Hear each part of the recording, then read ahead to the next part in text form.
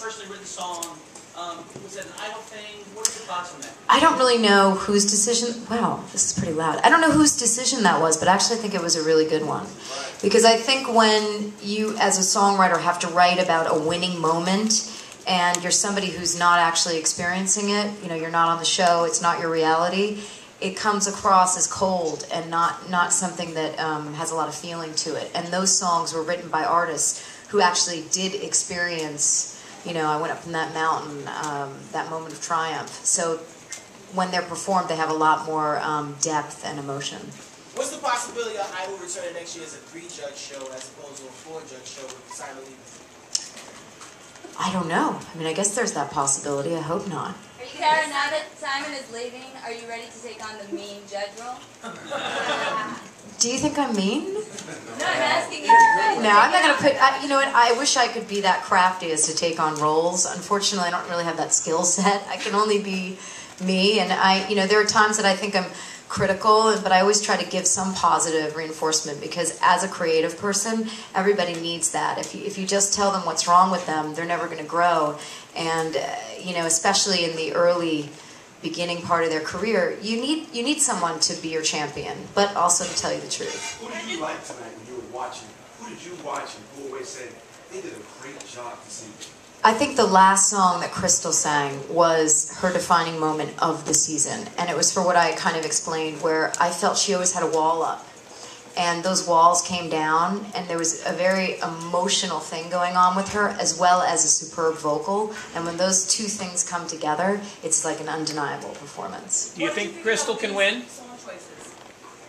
Whoa. Which one? You guys want to fight it out? No.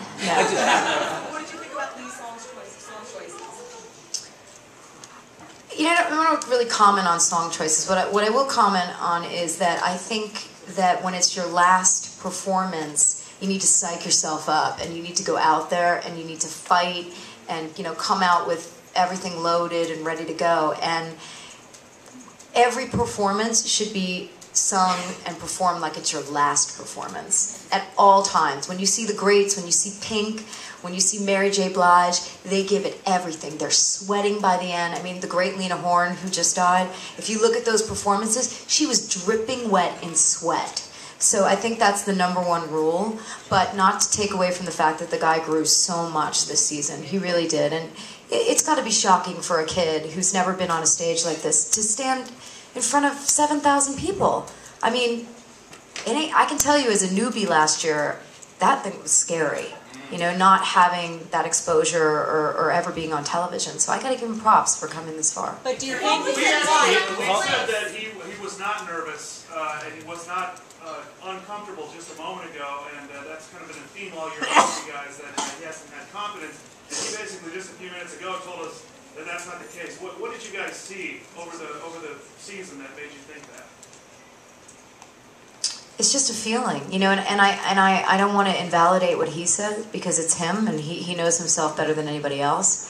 But I think that once he goes through a few more years of experience, he may look back and say, you're right, I didn't have that confidence, or I didn't have that fire.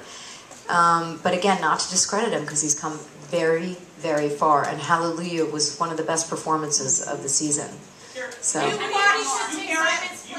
keep it real. Is there any doubt that it was 3-0 Crystal tonight? Damn. Keep it real. Speak the truth.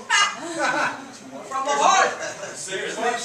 You know, I don't want to end it on that. I don't want to end it on. Let's. This is what I'll give you about them. One girl came on. She knew exactly who she was from the beginning. She'd gigged. She'd been out there. She knew how to use all her tools in her arsenal. Another guy comes on, doesn't even know he could really sing. You know, go back and go to his YouTube when he sang Simple. What was the song? Simple Man.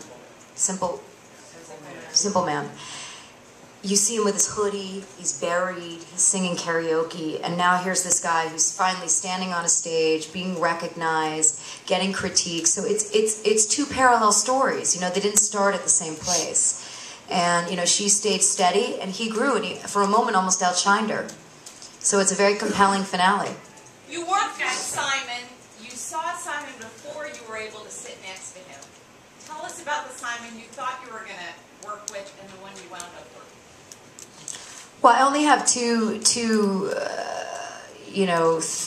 stories of Simon in my head. One was when I first came on the show, where it wasn't really connecting, where I kind of felt like he wasn't feeling me.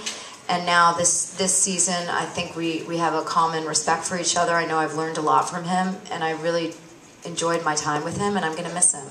You know, it's not easy being put in a position where you're the fourth judge that nobody wants, and people think you're there to replace Paul Abdul, and they can't say your name. They're like Carla DioGuardi.